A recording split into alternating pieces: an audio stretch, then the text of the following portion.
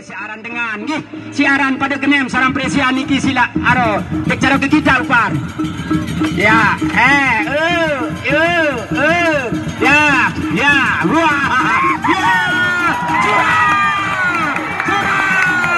surak macam ompong ya surak ya ronda pertama selesai macan ompong bersama Sawer. Mana adik-adik Sawer? Silakan Sawer. Ya BKD ya BKD ya BKD ya BKD ya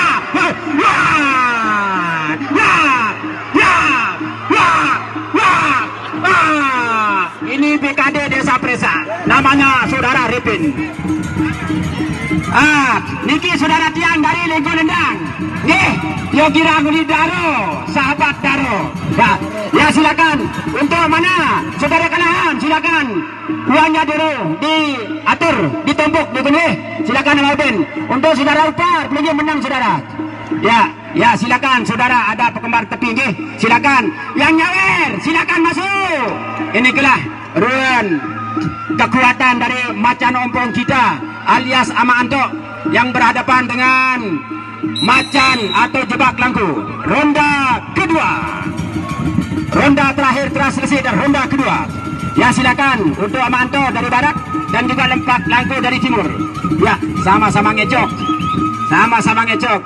Wacongan apa Ama di timur nih ke? Jebak langku ini wacongan.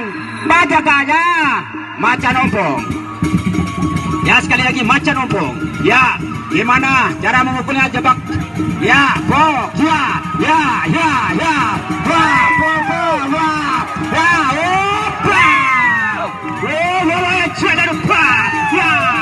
jebak langku macan ompong. Jebak langku macan ompong.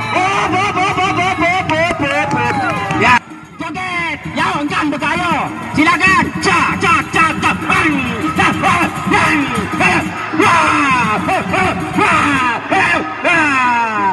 ya ningkasan sepatu BKD ini la ilaha illallah alias macan ompong dan mampukah kiranya macan ompong akan mengalahkan kekuatan dari jebak langku. Aduh insyaallah pada-pada jelemak banding ke lawan macan langku. Ya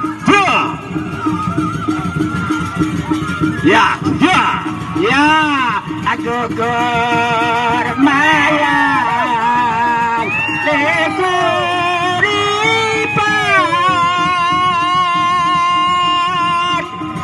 belat bokor kama macan ompong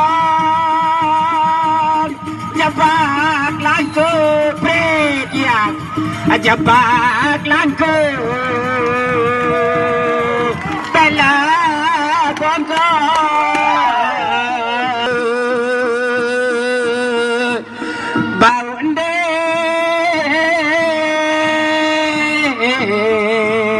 si kadang macan ompong. Apa yang terjadi saudara-saudara? Oke. Oh ya. Oke. Ya terima kasih. Berarti ronda terakhir. Ya sudah dia minta salaman. Apa yang terjadi saudara? Oh ya. Oke. Seharusnya 4 ronde nggih, tapi dia sudah jabat tangan. Berarti pertandingan tidak boleh dilakukan karena dia sudah jabat tangan nggih. Mohon maaf. Niki nggih, usia nggih, mohon maaf. Dan untuk besok sore kami ingatkan kepada